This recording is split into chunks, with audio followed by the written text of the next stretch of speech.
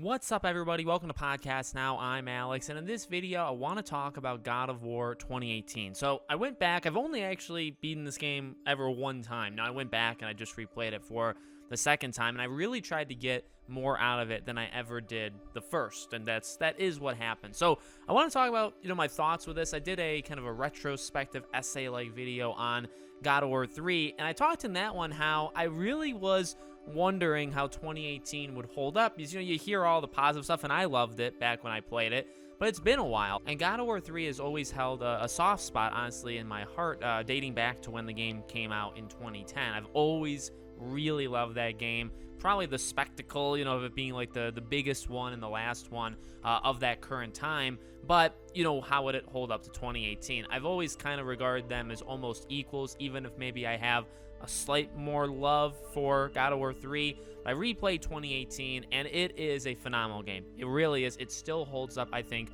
remarkably well now, from the visuals to the acting, right? The dialogue is so good. The characters are so good. I really love, and I don't really think I took it in as much as I now. I definitely took it in more now than I did back then. The one shot kind of camera where everything just flows one into the next, and the clever tricks, and it's been done. We've seen some pretty engaging and some pretty cool tricks of the trade done to get us from one place to the other, but without really breaking, immersion. I think specifically with PlayStation first-party studios, to be honest with you, their goal is to kind of keep you into the game, whether it's good or bad, whether you like the game or not. Their goal is to keep you in that game for a very long time and consistently, right? Not pulling you out. And God of War, I think, from the teleportation, right, the transportation that you do in that game, when kind of things are taking a while to take shape, let's say, even when you're, let's say, going from one realm to the other, it takes a while, right, for like the branches to reach out, and then you can walk across and open the door. It takes a while, but that's because they're processing, that realm, so you're able to go in just, organically. And then, when you can do like the quick travel, and they use that oftentimes for kind of lore storytelling, right? I really I don't know necessarily if it's like underrated. It's been underrated by me because it's never really been a main feature of God of War 2018 that I've thought of. Like when I think of the game, you think of the Baldur fight. You think of, the difference in maybe even Kratos as an individual. You think of the relationship between father and son. You think about the new combat, all that stuff. Do you think of the camera? I think to a lot of people the answer is actually yes. To me, it never really was. Now it is. I really am happy with that, and I really can't wait to see it be done again, and hopefully they learn even more kind of tricks of the trade. It'd be cool to see things almost taking place in two different locations at the same time. I saw some people theorizing maybe you can use some of Odin's ravens to kind of transport us from one place to the other. Maybe even like an example of God of War 3, how you're kind of riding up Mount Olympus and you see all the Titans. Maybe you could do something like that, but with a bird. And you're seeing Kratos do something, and then you kind of zoom over using a bird, and then you can have a scene taking place, let's say, with Atreus. So I like the possibilities of what you can do into the future. As for the game itself, the story, I do think the story is really, really solid. It's pretty basic at its core. It's got the same God of War feel where you have to go back and go to places you've already been to, but the base story of literally trying to get to the tippity top of the highest place you can in this realm, at least that's what you think, right? And then turns out, nope, that's not true. Actually, she did mean the tallest, but she didn't mean in this realm. She meant in general. So you have to go, and things are broken, and now people are hunting you with Baldur, right? And it's like, and you have to figure things out, and then Freya and all this stuff. I mean, there's so much that expands, and I think it's done honestly really, really well, where it starts very simple. You're literally going on this journey. Kratos doesn't believe really in Atreus, right, that he can't do it, but obviously he needs to, and that's kind of the whole point, and you're off, and then it kind of expands from that. I think that's really, really well done. It's not a larger than life like grand game, and I think that's something kind of interesting, especially in my case, going from God of War 3, replaying it because I just replayed it about 3-4 weeks ago, and then playing God of War 2018. It's a reason I consider them pretty close to being equals, even though they're very different games, and even though one is the end of just this, again, larger than life kind of thing, and God of War 2018 is absolutely not. Like, it definitely pushes the series forward. again, in terms of visuals, it looks really good. The lighting looks really good. The animations look really, I mean, I have really no complaints at all about what the game looks like. But, you know, the Baldur fights are pretty much the highlight of the game. I don't think, in terms of, I guess, spectacle, in terms of things that are larger than life. Whereas God of War 3 has like 8 Baldur fights. Now, whether you want to say the Baldur fights are better than some of the boss fights in God of War 3, that's totally cool. Again, I'm just trying to kind of reference that because I will be honest, playing through 2018, it's like, all right, well, this is, and it's, I think the point, it's a more grounded experience. It's taking a deeper look at Kratos and who he is and just doing it in a different way than they've ever done it before. Obviously, you're in a new mythology. You have a son. And the whole story really, you know, it's simple, but it's all told to you like kind of on the fly, and you're really learning things throughout, especially if you don't know anything about Norse mythology, which I don't know that much, and I've definitely learned some since, you know, the game's come out and even looking it up online.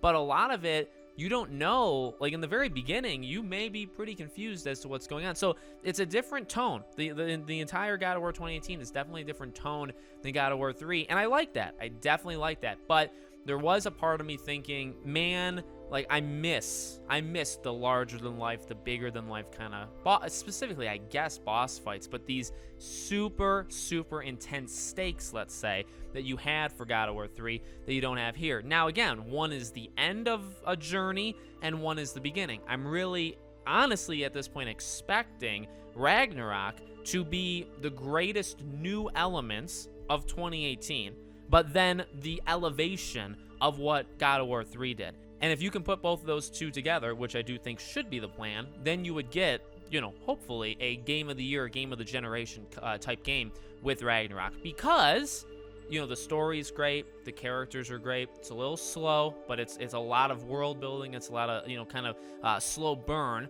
But then you have the rest of it. And what is the rest of it? Well, a lot of it comes down to gameplay, right? So gameplay is quite interesting. Gameplay is really interesting because, and I've said this before, when God of War 3 came out, I believe it was the top of the class. It was the top of the class in terms of that hack and slash kind of vibe. You had things like Dante's Inferno, which I actually thought was a really good game as well. But I mean, God of War 3 literally did it better than any other game at the time. I 1000% believe that. Now, do I believe it kind of ran its course and they had to pivot?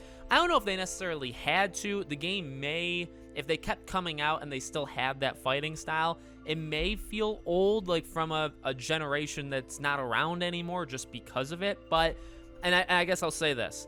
The gameplay in 2018, and hopefully Ragnarok, I was going to say Ragnarok, but the gameplay in 2018 is extremely good. It's extremely good. And it's also a slow kind of build to it, but when you get powerful, and when you unlock all of your stuff and like your abilities, and once you start to really level up and craft or buy or whatever, you know, your armor set, and once you're taking out Valkyries and all that stuff, I mean, if you level yourself up to the max, if your special abilities with the Leviathan axe or the blades, if they're all the way up, you feel powerful. You feel really, really good. And I specifically think, and I think the gameplay was always rock solid and really, really good going back 4 years ago to when I played it. Back then, I didn't kind of test the limits of how good you could be in the game. I really didn't do almost any side stuff. This time I did. I did side stuff. I did defeat all the Valkyries, which honestly was not nearly as hard as I thought it was going to be because I was so powerful. I would go off the beaten trail. I'd find all these chests. I was rich, like never seen before. You know, I had so much XP points. I mean, I was really like loaded, and I was playing on whatever like the version of hard is, not the hardest one, but definitely not normal. So whichever one was like right in the middle, which I do believe was one difficulty up from what I played 4 years ago. So I actually was playing on a harder difficulty. I didn't realize that at first, and I was like, this is actually very challenging, and I'm dying more often. It's like, oh, well, or I was taking more hits, let's say, and I was like, oh, I think I'm actually playing on a harder difficulty. But you learn and you get better. And I think I will say that this combat style does have that element of it that I do think God of War 3 could never have. I think overall, I still really appreciate the fighting style of God of War 3 and just in that era. But this one, I don't know, it's so simplistic, but I really love how the moves feel. I love it is very simplistic because you only have really you only have one weapon for most of it, and then you have two, and you have your basic R1 R2 moves, but then you can equip stuff to it, and it's kind of like you're playing to your style, right? You still have to, I would say, for both of them, play slightly differently, right? You can't play exactly with the blades as you do with the Leviathan axe, so it makes you think. It really makes you think. Fighting the Valkyrie makes you think because you're trying to mix up your moves. You have to worry, I think, more about blocking and parrying and all that stuff more now than you ever did back then. So in a lot of ways, it is enhanced. I do miss the old style, but I don't really know if one is better than the other, and I don't really know if a lot of the things in God of War 3 are better than 2018 or vice versa. I think they're very level games, but for different reasons, like very different reasons, which is quite cool. But the combat, that was something I was thinking of, because when I was playing God of War 3 a month ago, I was thinking, man, I love the fighting in God of War 3. I was thinking, all right, well, when I replay God of War 2018, how is it going to feel? Because I really love the combat. But you know what? I adore the combat of God of War 2018. So it just feels so good. I like the open world-ness of it. I think it's like practical is probably not the right word, but I like how it's kind of like seamlessly put in, where you could just go quest, like the main stuff, and just do the main stuff, but there is room for exploration, and it kind of opens up to you as the game goes on, much like past God of War games, right? You have to retrace your steps. There's things like some of the arrows that you have to fire to free open chests or even locations. You can't do that right away because Atreus hasn't gotten them yet. So you are going to have to come back. And if you don't come back naturally through the story, you can do that in the open world. And then having, the different suits, the different pieces, let's say, of your armor set that you can upgrade and stuff. I think it was all, again, there's a lot of new stuff in God of War 2018. It was a push to make this game honestly pretty different than when God of War 3. I know Ascension, by the way, came out after 3. I'm considering 3, because it's the end of Kratos, and now this is the beginning. This did a lot of new, different things, but I think it worked about as seamlessly for a lot of it as it could. I really think they kind of just put it in there, and maybe they were hoping, like, hey, we really hope people just easily latch on to these things. And I think when the rest of the game is still somewhat familiar, right? Like Kratos, and even Kratos himself, he still is the same Kratos, but he does have more emotion. He jokes a little bit. He doesn't actually, say joke, but his responses to Atreus, who kind of lines him up for jokes, and then he, when he says, doesn't your back hurt? And he's like, my back does not hurt. It's like, because of his just, monotone, anger, he makes things kind of funny, even if he's not trying to, but Atreus almost, walks him into doing a one-liner. But I also think it's not doing it to completely transform Kratos' character. That's and again, that's something you kind of watch out for. God of War 2018, it is still Kratos. It's definitely a different take on him. It's definitely doing something they haven't done before and pushing him into a new, realm. I don't want to say as in the Norse mythology, but a new realm of personality. But it does that without, in my opinion, losing who he is. He still has a general not care for anything besides what is most important to him. And he really always had that, right? Technically his family was most important until he made that mistake, but the whole time was just about getting revenge. So he was hell-bent on that. He was very focused on that, and much to his character, he doesn't really care about anything other than that. And now in this game, it's kind of a mix. He only cares about keeping Atreus safe, I guess maybe keeping himself safe. He doesn't really care about any world problems that are going on, but he also has that added responsibility where he has to train in a way, right? He has to teach Atreus, because he loves him, and he's his son. And so there's that extra kind of thing where it's not just about general care or what his main focus is. It's also he is a father figure, and he's gonna father this kid in some different ways than you would probably imagine most characters or most individuals even in the real world would do it, right? He's very strict. He's I don't know, all business, but business being just killing and being very angry all the time. That's his thing. And so, and again, that's, in my opinion, that's a really good thing, because they evolved his character without making him a completely different character. And so often, and we'll see, because it's not over yet, that's the thing, Ragnarok, who knows what they do there, but so often nowadays, right, when you have reboots or whatever, or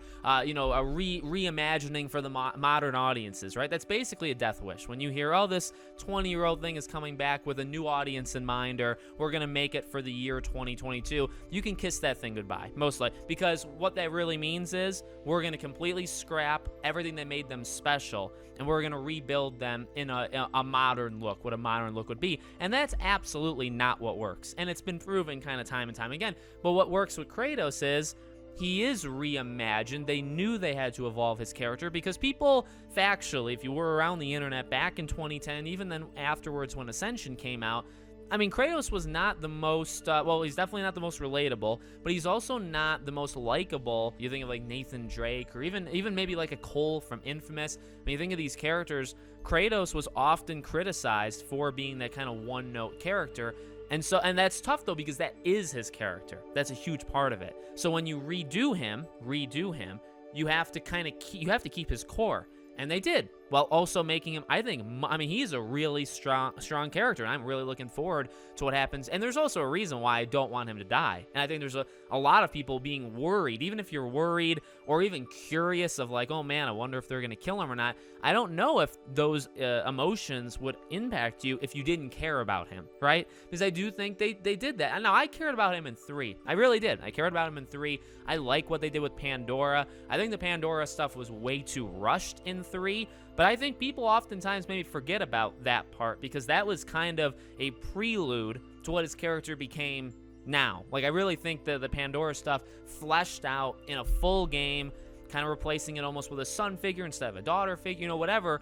It actually is very close. So I think that was kind of the prototype that these guys looked at and said, well, we could do that if we just kind of build it out a little bit. And again, I mean, I spend so much time on Kratos because he is the God of War. He is the title character of this game, but he's so important. He's so important to this game. So the story was great. I really did. I enjoyed it. I guess maybe loved from start to finish. There are some slow moments, and is there times where you can maybe cut stuff out of it? Yes, but a lot of it is important, kind of building, the stuff that Atreus goes through. I didn't find his annoying phase as annoying, probably because I know where it was going. Whereas back then I was like, can somebody please shut this kid up? But his kind of rebellious stage. And that's enough. I mean, again, like the small things like that. Like when he starts to go through his depressed and then rebellious stage and he doesn't listen to you. And when you press square to fire an arrow, he either says whatever or he just flat out doesn't do it, right?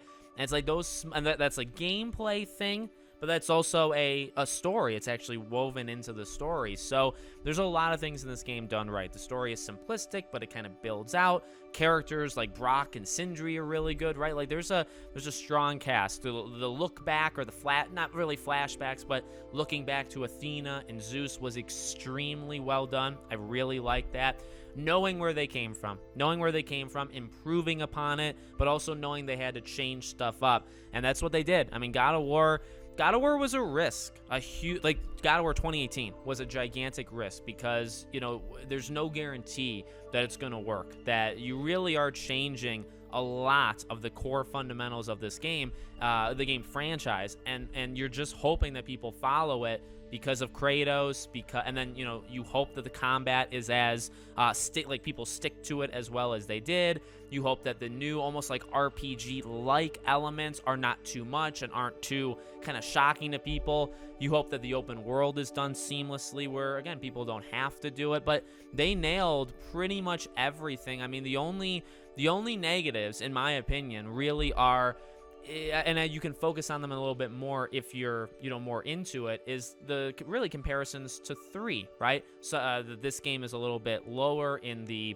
over the topness, which is probably done on purpose, that it wasn't so over the top, very lore heavy, very world building kind of heavy. But you can maybe look at that, and I do think it needed a couple more big moments. The Baldur stuff was incredible in both the beginning and let's say the end. Those were the two kind of shining star moments. But in terms, maybe you had one or two other things, but here's the thing: for Ragnarok, there's got to be a lot more. I really don't want to settle for 3 or 4 Baldur like sequences. There should be quite a few. There should be probably 6, 7, 8 or more of these sequences. And maybe that's asking for a lot, but again, just to kind of capture that God of War 3 vibe, which you can now get with Ragnarok that you didn't need necessarily with 2018. So, incredible game. Definitely deserved game of the year, game, a PS4 kind of generational game. It deserved it because it pushed a lot of things forward in really incredible ways. I can only hope Ragnarok does the same here in 2022. So let me know what you guys think in the comments. Make sure you guys are subscribed, bell icon turned on so you know all these videos go up, and I hope to see you all on the next one.